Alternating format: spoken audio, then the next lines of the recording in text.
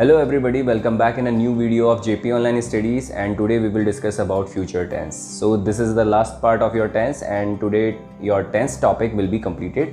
Okay, so before moving further, don't forget to subscribe the channel, like this video and share the video and be in the video till the end. I hope you will completely understand the tense topic today. So let's start with the topic.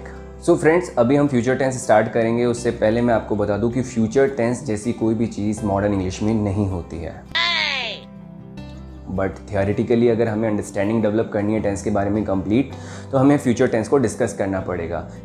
अरे कहना क्या चाहते हो? Future tense के भी 4 part होते हैं, future indefinite या आप इसे फ्यूचर सिंपल भी कहते हैं, फ्यूचर कंटिन्यूस, फ्यूचर परफेक्ट और फ्यूचर परफेक्ट कंटिन्यूस। और सेम एज इट इज़ इनकी पहचान होती है जैसे पास्ट और परफेक्ट में होती थी। तो सबसे पहले हम फ्यूचर इंडेफिनिट से स्टार्ट करेंगे। फ्यूचर इंडेफिनिट आपका क्या होता है?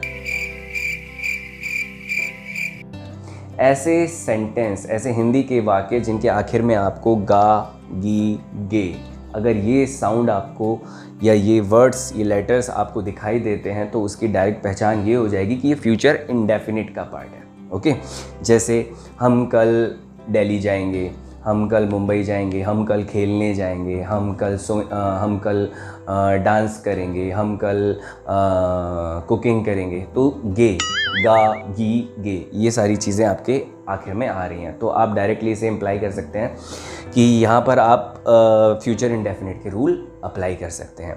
अब दूसरी चीज़ क्या होती है, हमारे सेंटेंस की हमने आइडेंटिफिकेशन कर ली, उसके बाद हम क्या देखते हैं कि हेल्पिंग वर्ब कौन सी यूज़ होगी। तो इसमें आपके 2 हेल्पिंग वर्ब यूज़ होती हैं, शैल और विल।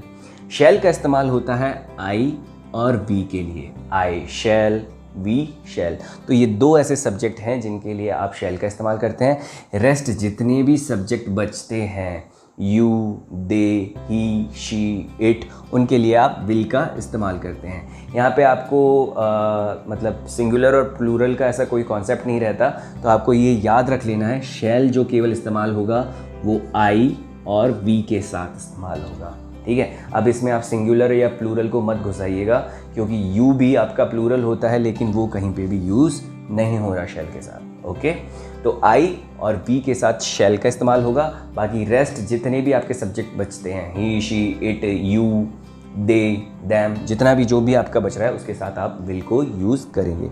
वर्ब की फर्स्ट फॉर्म इस्तेमाल की जाती है।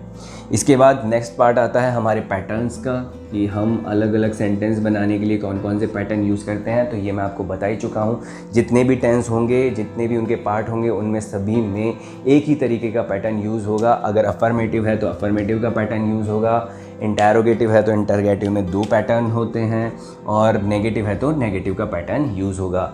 अफर्मेटिव का पैटर्न आपको पता है, subject plus helping verb plus verb first form plus object. Verb first form क्यों बोला? Generally verb first form use होती है, जहाँ पर सेकंड फॉर्म यूज़ करनी है वहाँ सेकंड फॉर्म, और जहाँ आपको थर्ड फॉर्म यूज़ करनी है वहाँ आप थर्ड फॉर्म यूज़ करेंगे। तो यहाँ पर वर्ब की फर्स्ट फॉर्म यूज़ हो रही है, इसलिए मैंने वर्ब की फर्स्ट फॉर्म बोला है। नेगेटिव में आप हेल्पिंग वर्ब के साथ नॉट और ऐड कर देते हैं, और इंटरोगेटिव आपको पता ही है 2 तरीके से बनते हैं इंटरोगेटिव, हेल्पिंग वर्ब से स्टार्ट होने वाले और आपके WH वर्ड से स्टार्ट होने वाले। हेल्पिंग वर्ब में आपको पता है कि हेल्पिंग वर्ब को आपको उठा के सब्जेक्ट के आगे ले जाना है, जो हमने किया हुआ है already. Helping verb plus subject plus verb form plus object, और WH वर्ड में आपको कुछ नहीं करना है, एक एक्स्ट्रा WH वर्ड आपके ऐड हो जाता है। तो इस तरीके से ये चीज़ें आप पहले पढ़ चुके हैं या वापस से आपकी रिपीट हो रही हैं। जो नई चीज़ें आपने पढ़ी हैं वो केवल हैं आपकी आइडेंटिफिकेशन और आपकी हेल्पिंग वर्ब कौन कौन सी यूज़ होती है। एक सेंटेंस आप बना लीजिए, आपको काफ़ी आसानी रहेगी। जैसे मैंने एक सेंटेंस बोला था, मैं कल दिल्ली जाऊंगा। ओके, इसको आप कैसे करेंगे? आई के साथ मैंने बताया आपको शैल यूज़ करना है। I shall go to Delhi tomorrow.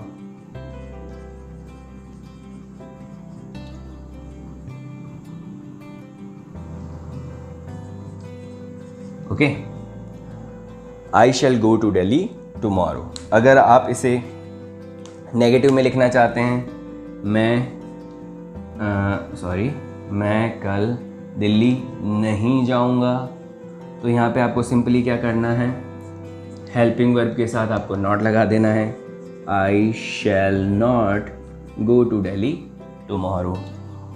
अगर आपको इसको क्वेश्चन में कन्वर्ट करना है, क्या तुम कल दिल्ली जाओगे? अब देखिए आखिर में गे आ गया। ओके, तो आप इसको कैसे बना सकते हैं, आप इसको ऐसे बना सकते हैं, अब तुम आ गया, ठीक है, सामने वाला क्वेश्चन बोल रहा है, ठीक है, तो तुम जो है वो यू, अब यू के साथ आप इस्तेमाल करेंगे विल को।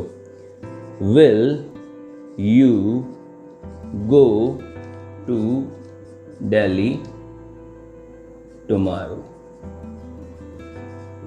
और question.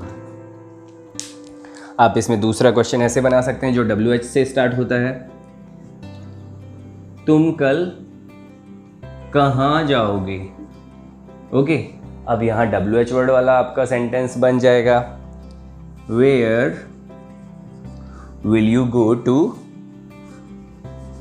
Where will you go tomorrow, तुम कल कहाँ जाओगे। तो यहाँ पर आपने देखा हमने एक ही सेंटेंस को अलग अलग तरीके से इस्तेमाल किया है, अलग अलग तरीके से ट्रांसलेट किया, अफर्मेटिव में, नेगेटिव में, इंटरोगेटिव में। मैं कल दिल्ली जाऊँगा, I shall go to Delhi tomorrow. मैं कल दिल्ली नहीं जाऊँगा, I shall not go to Delhi tomorrow. क्या तुम कल दिल्ली जाओगे, will you go to Delhi tomorrow. यहाँ पे मैंने विल का इस्तेमाल किया है क्योंकि सब्जेक्ट में आ गया है यू, और मैं आपको बता चुका हूँ शैल केवल आई और वी के साथ आएगा, बाकी किसी भी सब्जेक्ट के साथ शैल का इस्तेमाल नहीं होगा। और ये भी याद रख लीजिए, अगर आप स्पोकन इंग्लिश की बात करते हैं तो वहाँ पे विल आप हर जगह इस्तेमाल करते हैं, शैल को आप सब्स्टिट्यूट कर सकते हैं विल के साथ, आई के साथ, वी के साथ भी आप विल का इस्तेमाल कर सकते हैं, बट ग्रामेटिकली अगर बात करें तो आई और वी के साथ शैल का इस्तेमाल होगा। ओके, तो इस तरीके से हमने अभी फ्यूचर इंडेफिनिट कंप्लीट किया है। अब बढ़ते हैं फ्यूचर कंटिन्यूअस की तरफ। फ्रेंड्स, अब बात करते हैं फ्यूचर कंटिन्यूअस के बारे में। ये भी प्रेजेंट कंटिन्यूअस और पास्ट कंटिन्यूअस के जैसा है, थोड़ा सा वाक्य की पहचान बदल जाती है। यहाँ पर रहा होगा, रही होगी, रहे होंगे आ जाता है सेंटेंस के आखिर में, और इसके अंदर जो हेल्पिंग वर्ब यूज़ होती है वो शैल बी और विल बी यूज़ होती है। शैल बी का इस्तेमाल आपका आई और वी के साथ, और रेस्ट सब्जेक्ट के साथ आप विल बी का इस्तेमाल करेंगे, जितने भी बचे हुए बाकी के सब्जेक्ट हैं उनके साथ। वर्ब की फर्स्ट फॉर्म प्लस आईएनजी, जैसा कि सारे कंटिन्यूअस टेंस में होता आया है वैसे ही इसमें होता है, वर्ब की first form plus ING. Sentence की पहचान मैंने आपको बता दी है, रहा होगा, रही होंगी, रहे होंगे। अफर्मेटिव के लिए आप फार्मूला देख सकते हैं, फार्मूला वही है, बस हेल्पिंग वर्ब चेंज हो गई है, प्लस वर्ब की फर्स्ट फॉर्म के साथ आईएनजी जुड़ गया है। Subject plus helping verb plus verb first form plus ING plus object, जो आपके कंटिन्यूअस के अंदर फार्मूला पैटर्न होता था वही यहाँ पर अप्लाई होगा। नेगेटिव में आपका जो नॉट है वो शैल या विल के बीच में जुड़ जाएगा और बी उसके बाद में आएगा, जैसे आपका हैव बीन, हैड बीन के केस में होता था, ऐसे ही। इंटायरों में शैल और विल पहले आ जाएगा, सब्जेक्ट बाद में आएगा, उसके बाद बी आ जाएगा प्लस वर्ब की first form plus ING plus object and question mark. एक सेंटेंस आप देख सकते हो, लड़के मैदान में खेल रहे होंगे। लड़के मैदान में खेल रहे होंगे। Boys will be playing in the ground. Boys will be playing in the ground. इसको आप नेगेटिव में बनाना चाहते हैं तो इसे आप नेगेटिव में भी बना सकते हैं। लड़के मैदान में नहीं खेल रहे होंगे तो आप विल के और बी के बीच में विल नॉट बी कर देंगे। Boys will not be playing in the ground, जैसा कि मैंने आपको बताया शैल और विल के बीच में नॉट आएगा, बी और शैल या बी और विल के बीच में। Boys will not be playing in the ground. अगर आपको इसको क्वेश्चन में बदलना है, क्या लड़के मैदान में खेल रहे होंगे, तो आप इसे लिख सकते हैं will boys be playing in the ground. लड़के कहाँ खेल रहे होंगे? Where will boys be playing? इसे बाकी को हटा दीजिए। Where will boys be playing. तो इस तरीके से आप फ्यूचर कंटिन्यूअस को डील कर सकते हैं। अभी देखिए फ्रेंड्स, मैं यहाँ पर आपको एक एक एग्जांपल ही बता रहा हूँ, एक एक टेंस के लिए, एक एक पैटर्न के लिए मैं आपको एक ही सेंटेंस सॉल्व करके यहाँ ट्रांसलेट करके बताता हूँ। एक मेरा वीडियो पूरा आएगा जिसके अंदर हम प्रैक्टिस सेशन को कंप्लीट करेंगे, जिसमें हम पास्ट और फ्यूचर दोनों ही टेंसेस को डील करेंगे। वहाँ पे हम अलग अलग उनके पार्ट्स के लिए अलग अलग एग्जाम्पल्स को बोर्ड पे एक बार प्रैक्टिस करके देखेंगे। चलिए अब नेक्स्ट सेंटेंस की तरफ बढ़ते हैं, जो कि है हमारा फ्यूचर परफेक्ट। फ्रेंड्स, अब हमारा नेक्स्ट पार्ट है फ्यूचर के अंदर फ्यूचर परफेक्ट का। इसकी भी पहचान पास्ट परफेक्ट और प्रेजेंट परफेक्ट की तरह होती है। जैसे उसमें होता था चुका था, चुकी थी, चुके थे, चुका है, चुकी है, चुके हैं। तो यहाँ पर होगा चुका होगा, चुकी होगी, चुके होंगे। ओके, ध्यान दीजिए, चुका होगा, चुकी होंगी, चुके होंगे। अगर आपको आखिर में ऐसे दिखते हैं तो ये फ्यूचर परफेक्ट का पार्ट हो जाएगा। ठीक है, और इसके अंदर हेल्पिंग वर्ब में शैल हैव और विल हैव का इस्तेमाल होगा। अभी मैं आपको बता चुका हूँ शैल कहाँ इस्तेमाल होता है, विल कहाँ इस्तेमाल होता है। तो शैल हैव और विल हैव भी उसी तरीके से अप्लाई होंगे।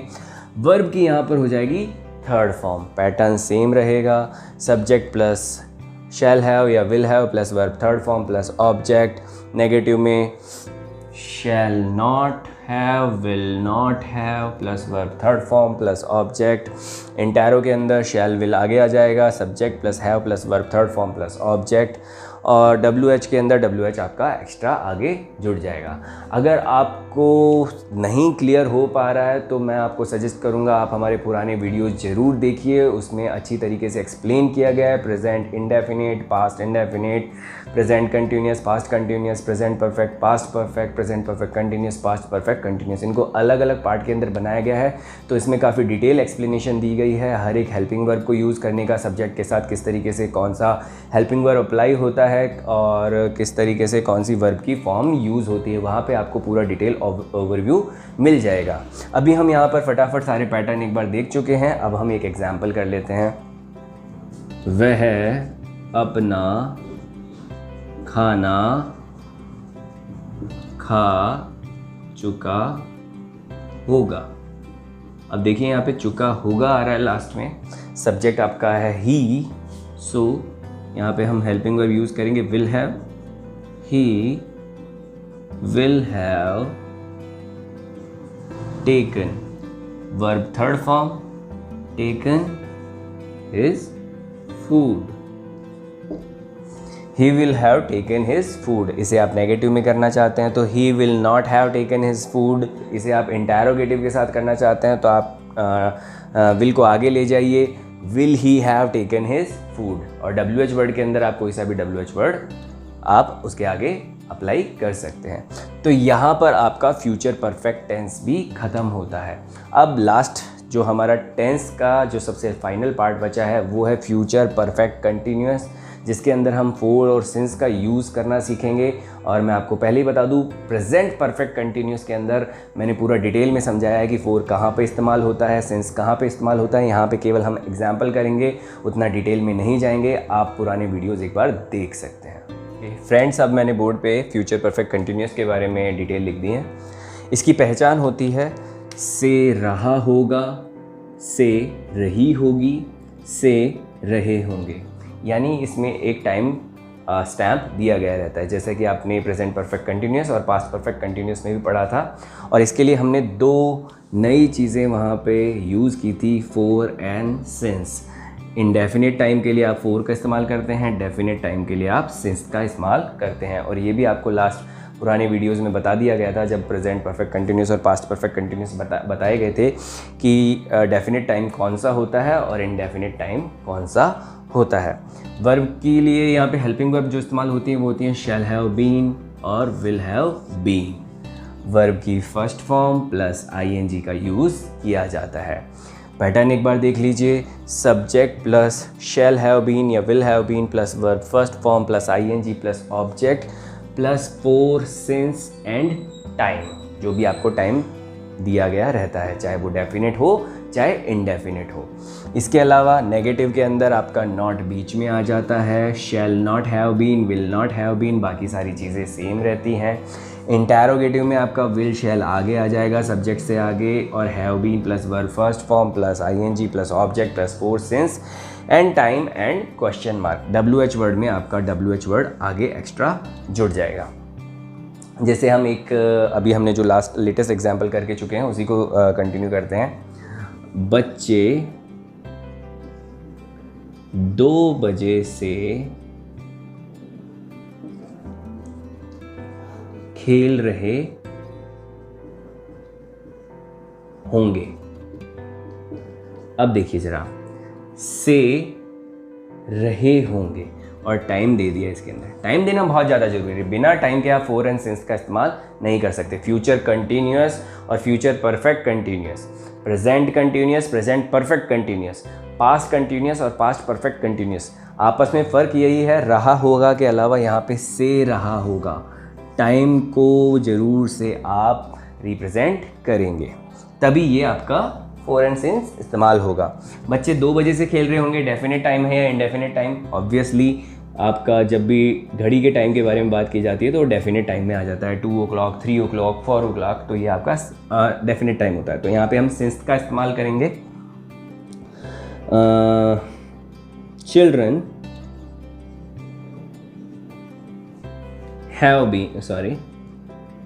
will have been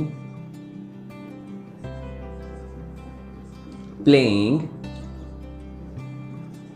since 2 o'clock। तो यहाँ पे आप देख सकते हैं मैंने सिंस का इस्तेमाल किया है क्योंकि यहाँ पे मुझे डेफिनेट टाइम दे रखा है 2 बजे से। Children will have been playing since 2 o'clock। अब यहाँ पे विल का इस्तेमाल किया है क्योंकि आई या वी इसमें से दोनों ही सब्जेक्ट नहीं है, बाकी जितने भी रेस्ट सब्जेक्ट होते हैं उनके साथ विल का इस्तेमाल करते हैं। विल हैव बीन यहाँ पर हेल्पिंग वर्ब है तो विल हैव बीन का इस्तेमाल करेंगे। आप इसे नोट में भी कन्वर्ट कर सकते हैं। Children will not have been playing since 2 o'clock। बच्चे 2 बजे से नहीं खेल रहे होंगे। आप इसे ऐसे भी बोल सकते हैं। इंटैरोगेटिव में बदलना है तो आप विल को आगे ले जाइए। Will children have been playing since 2 o'clock। WH word से करना है तो where will children have been playing since 2 o'clock। आप इसको हर तरीके से कन्वर्ट करके देख सकते हैं। तो अब आज हमारा टेंस कंप्लीट हो चुका है। मैंने आपको पहले ही बता दिया, प्रैक्टिस सेशन के लिए एक नेक्स्ट वीडियो जरूर बनाऊंगा मैं, तो वो जल्द ही आपके सामने होगी। आई होप कि आपको पूरा का पूरा टेंस का टॉपिक कवर हो गया होगा। ये मैंने आपको बेसिक फंडामेंटल समझाया कि टेंस किस तरीके से यूज़ किए जाते हैं। अभी जब हम एडवांस ग्रामर में आगे बढ़ेंगे तो टेंस को और डिटेल में एक बार एक्सप्लेन करेंगे, वहाँ पर भी टेंस आपके यूज़ में आएगा। जहाँ पे हम करेक्ट फॉर्म ऑफ वर्ब्स की बात करेंगे, एरर डिटेक्शन, एरर करेक्शन की बात करेंगे, तो वहाँ पर हम टेंस को और डिटेल में समझेंगे। अभी हमारा जो नेक्स्ट टॉपिक स्टार्ट होगा वो होगा आपका वॉइस के बारे में, जिसमें हम एक्टिव वॉइस, पैसिव वॉइस के बारे में डिस्कशन करेंगे। वहाँ पर भी आपको टेंस की समझ होना बहुत ज़्यादा ज़रूरी है, क्योंकि बिना टेंस की नॉलेज हुए आप वॉइस को, डायरेक्ट इनडायरेक्ट नरेशंस को डील नहीं कर सकते। आपके जितने भी टॉपिक रिलेटेड रहेंगे वो टेंस से ही जुड़े हुए रहेंगे। अगर आपके टेंस के फंडामेंटल क्लियर हो जाएंगे तो डेफिनेटली बाकी चीज़ें भी आपके लिए आसान हो जाएंगी। तो फ्रेंड्स, मैं आपसे यही चाहूँगा कि अगर फिर भी आपको कोई डाउट इन कंप्लीट टेंस के जितने भी सारे वीडियोज़ हैं उनमें कोई भी आपको डाउट रहे तो आप मुझे प्लीज़ कमेंट बॉक्स में कमेंट करके बताइए, और मुझे ये ज़रूर बताइएगा आप कमेंट करके कि नेक्स्ट वीडियो में किस पे बनाऊँ। अगर आपको लगता है कि किसी और टॉपिक को भी मुझे कवर करना चाहिए जो कि आपको प्रायोरिटी बेसिस पे है, तो डेफिनेटली मैं ट्राई करूंगा उस वीडियो को आपके लिए जल्दी से जल्दी तैयार करने के लिए। इसके अलावा हम लोग साइंस के भी वीडियोस डालते रहते हैं रेगुलर बेसिस पे, आप उन्हें भी एक बार चेक कीजिएगा, वॉच कीजिएगा, definitely they will help you out. तो thank you very much and please subscribe the channel, like this video, share this video. आपका सब्सक्रिप्शन और आपके लाइक्स हमें बहुत ज़्यादा मोटिवेशन देते हैं। Thank you very much.